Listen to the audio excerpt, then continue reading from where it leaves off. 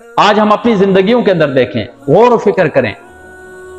अभी देखें इलेक्शन के दिन करीब हैं, अभी से ऐसी एक अखलाकी बहरान पैदा हो गया लोगों के दरमियान कि एक दूसरे को गालम गलोच, ये मुसलमानों के अख्तार नहीं मेरे भाई। एक दूसरे की तस्वीरें बिगाड़ना, एक दूसरे को गलत कहना, भाई भाई के साथ लड़ रहा है, पड़ोसी पड़ोसी के साथ लड़ रहा है, एक ऐसी चीज के ऊपर लड़ रहे हैं जो बेमाना है, जिससे कोई फायदा नहीं है लड़ने के साथ।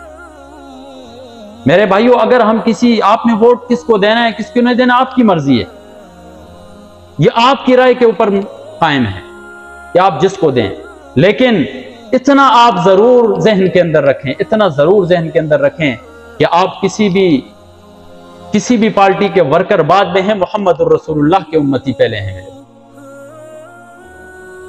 आप किसी भी सियासी लीडर के वर्कर बाद में हैं, इस्लाम के आलमबरदार पहले हैं मेरे भाइयों, कुरान के आलमबरदार पहले हैं। आप कुरान को मानने वाले हैं, आप मोहम्मद रसूलुल्लाह सल्लल्लाहु अलैहि वसल्लम के उम्मती हैं। आपको दुनिया मोहम्मद के नाम से जानती है, आपको दुनिया इस्लाम के नाम से जानती है, आपको दुनिया मुसलमान के नाम से जानती है। आपके अखलाक ऐसे नहीं होने चाहिए कि दूसरे को गाली दी जाए।